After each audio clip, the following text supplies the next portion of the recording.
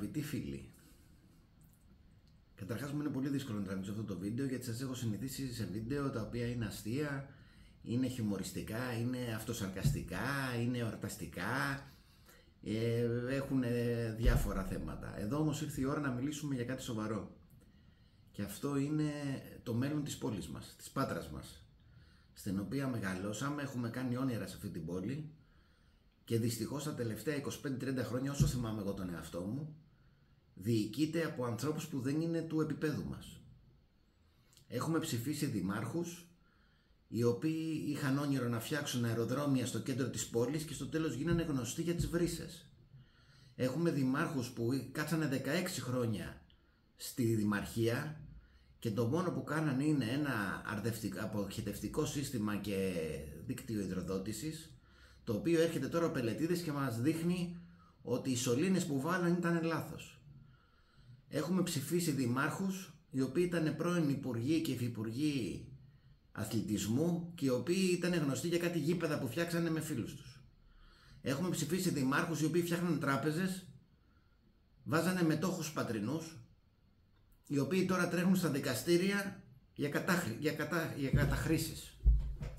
Ψηφίσαμε δήμαρχο ο οποίος επί 3 χρόνια δεν θυμάται κανείς πως λέγεται. Δημαράς λεγόταν.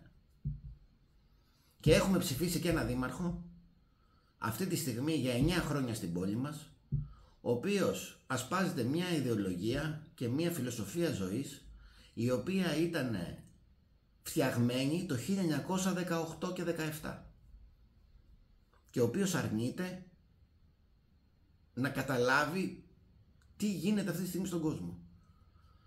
Είναι δυνατόν να έχουμε έναν δήμαρχο ο οποίος αρνείται να συμπορευτεί με την κεντρική εξουσία και να συνεργαστεί μαζί της για το καλό του τόπου? Είναι δυνατόν να έχουμε έναν δήμαρχο ο οποίος δεν πιστεύει στην Ευρώπη?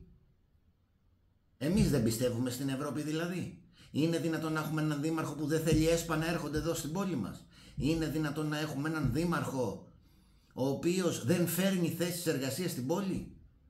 Που δεν θέλει τον τουρισμό? Που δεν θέλει το τρένο να έρθει ουσιαστικά? Γιατί όταν ζητάς κάτι ανεδαφικό στην πόλη μας, και εγώ θέλω υπογειοποίηση να φτάσει μέχρι την Αθήνα, να κάνουμε μια ευθεία γραμμή και να φτιάξουμε ένα τρένο μέχρι την Αθήνα και να το κάνουμε σε 45 λεπτά. Γίνεται αυτό? 25 χρόνια τα ίδια και τα ίδια. Ήρθε η ώρα να δούμε σοβαρά το μέλλον. Μας αφορά όλους η ψήφος στο Δήμο. Όλους. Αφορά εμάς, αφορά τα παιδιά μας, αφορά τα εγγόνια μας. Εγώ ξέρετε δεν έχω κάνει παιδί, αλλά να το φέρω στον κόσμο, να το μεγαλώσω σε αυτή την πόλη που δεν δίνει ελπίδα, δεν δίνει όραμα σε κανέναν, που είναι βρώμικη, που δεν στηρίζει ο ένας πατρινός τον άλλον. Εμείς θέλουμε στην πόλη ο πατρινός, ο δίπλα μας, να είναι πιο φτωχός από μας. Αυτό μας νοιάζει. Αντί να πούμε θέλω να γίνει πιο πλούσιος από μένα, πιο δημιουργικός, για να μου δώσει και εμένα κίνητρο να γίνω καλύτερος. Εδώ αυτές οι εκλογές που έρχονται είναι πολύ κρίσιμες, διότι με τα νέα προγράμματα στήριξης της Ευρωπαϊκής Ένωσης και του κράτους για τους Δήμους, είναι πολύ σημαντικό να έχουμε έναν άνθρωπο να διαπραγματευτεί με την κεντρική εξουσία και να φέρει έργα στην πόλη, παιδιά. Να έρθουν νέες θέσεις εργασίας. Έχουμε ένα πανεπιστήμιο με 40.000 φοιτητές που δεν μένει ούτε ένα στην πόλη μας. Να φτιάξει τις επιχειρήσεις του, να δώσει ψωμί σε παιδιά της Πάτρας. Το πρόβλημα της Πάτρας είναι το νότιο πάρκο, το βόρειο πάρκο και 2-3 παιδικές χαρές? Αλήθεια τώρα? Το πρόβλημα είναι η φτωχοποίηση, το πρόβλημα είναι η κακομοιριά που μας μαστίζει, το πρόβλημα είναι ότι περιφερειακά όλη η πόλη δεν έχει ούτε μία επιχείρηση και είναι όλες στη Ρήγα Φεραίου. Το θέμα είναι ότι γίνονται έργα αρπακόλες, βάλανε τα φανάρια της αντιδρόμησης. Αυτά δεν μας νοιάζει τώρα για αντιδρόμηση. Το πρόβλημά με της Πάτρας είναι η αντιδρόμηση και αν θα γίνει ο Παντοκράτορας πεζόδρομος. Αλήθεια τώρα? Έχουμε το αρχαίο 2 μαζί με το υποδρόμιο.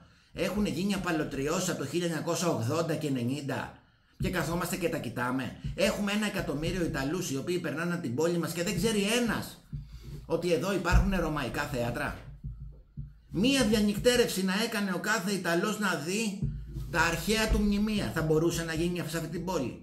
Είναι ικανός ο δήμαρχος να τα σκεφτεί αυτά τα πράγματα και να τα υλοποιήσει? Το επιτελείο του είναι τέτοιο ώστε να μπορεί να βοηθήσει την πόλη μας? Πραγματικά είμαι έξαλλος. Συνεχίζουμε και ψηφίζουμε τα ίδια και τα ίδια. Κομματική στρατή, να ψηφίσουμε τον ένα, να ψηφίσουμε τον άλλον για να βολευτούμε όλοι. Έτσι δεν γίνεται δουλειά.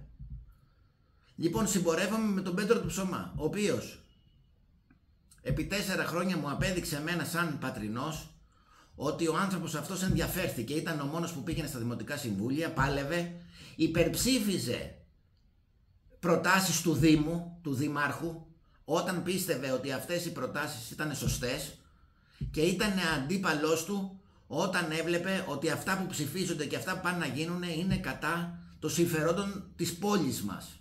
Η πόλη αυτή τη στιγμή χρειάζεται όραμα. Χρειάζεται θέσεις εργασίας, χρειάζεται ΕΣΠΑ, χρειάζεται μαρίνα. Χρειάζεται συνεργασία με το πανεπιστήμιο. Η δυναμική της είναι τεράστια. Έχουμε θάλασσα, έχουμε βουνό, έχουμε παραλίες. Και τι κάνουμε? Θέλουμε επιχειρήσεις σαν την Coffee Island. Ένας άνθρωπος έφτιαξε μια επιχείρηση σοβαρή σε αυτή την πόλη, ο Λιόλιος με τον Κωνσταντινόπουλο, και κοιτάξτε τι καλό έχει γίνει. Φτιαχτήκαν ακαδημίες, φτιαχτήκαν μπάσκετ. Ένας άνθρωπος τα έκανε αυτά. Έχουμε το Μαρλαφέκα με τη Λουξ. Έφτιαξε το πικ που γίνεται με τα κάρτ στην πόλη. Κάτι γίνεται. Από ανθρώπους μεμονωμένους. Πρέπει να τους στηρίξουμε αυτούς τους ανθρώπους. Πρέπει να δημιουργηθούν νέες επιχειρήσεις. Η Πάτρα είναι η τέλεια πόλη για τον πλούσιο εργοδότη.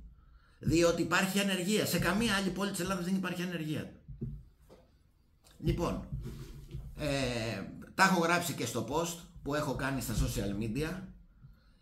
Δεν πρέπει να αγνοήσουμε, η ψήφος μας είναι σημαντική. Πρέπει να το επικοινωνήσουμε αυτό. Σας κούρασα, είναι 7 λεπτά, αλλά πρέπει να παλέψουμε όλοι μαζί για το μέλλον μας. Δεν μπορούμε να αφήσουμε ανθρώπους με κολλήματα να καθορίζουν το μέλλον των παιδιών μας. Αν θέλετε να μεγαλώσετε μαζί με τα παιδιά σας και να γεράσετε και να πεθάνετε μαζί τους, πρέπει να ξυπνήσουμε. Πρέπει να ξυπνήσουμε. Αυτή τη στιγμή στην πόλη έχει γίνει μια μικρασιατική καταστροφή. Η γενιά των 30 και 40 έχει εξαφανιστεί. Βγαίνεις έξω στα μαγαζιά και δεν υπάρχει το 25-40. Πας στο Ρόδον και είναι η νεολαία πίσω, μετά το πρεβάζι είναι 22 χρονών και κάτω, και από μπροστά είναι οι 58 πλάς. Και αυτό μας ικανοποιεί, δηλαδή εμάς σαν πατρινούς? Αυτό είναι το όραμά μας για την πόλη? Σε μερικά χρόνια η πόλη θα έχει 100.000 κατοίκους και θα κοιταζόμαστε και θα λέμε τι έγινε. Και τα κίνητά μας δεν θα έχουν καμία αξία.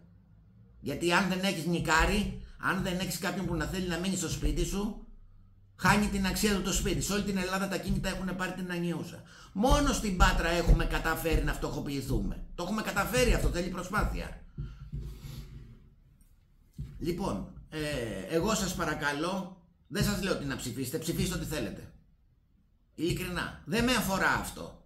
Θέλω όμως πριν ψηφίσετε να χαλάσετε 1 ώρα από το χρόνο σας, η οποία είναι λιγότερη από αυτό που χαλάμε για το πού θα πάμε για καφέ να σκεφτούμε. Αν θα πάμε στο Μποντέγκας, αν θα πάμε στο Τόξ, αν θα πάμε στο Ντιστίντο. Πιο πολύ μας προβληματίζει αυτό από το μέλλον της πόλης μας. Λοιπόν, να σχαλάσουμε όλοι 1 ώρα, να δούμε αυτοί οι άνθρωποι, οι 4, δεν είναι πολλοί, είναι 4. Τι πρεσβεύει ο καθένας.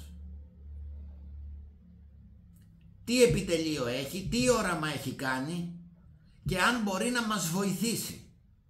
Αν πιστεύετε ότι ο Πελετίδης μπορεί να μας βοηθήσει και να μας πάει παραπέρα, ψηφίστε τον Πελετίδη, πραγματικά.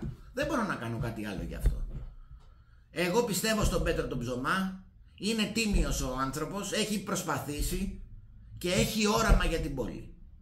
Ας του δώσουμε μια ευκαιρία, είναι νέος άνθρωπος, να προσπαθήσουμε να την αλλάξουμε. Δεν με νοιάζει ειλικρινά αν θα με ψηφίσετε. Τον Πέτρο ψηφίστε, τον πιστεύω και έχω ελπίδα ότι ο πατραϊκός λαός θα ξυπνήσει. Σας ευχαριστώ πολύ.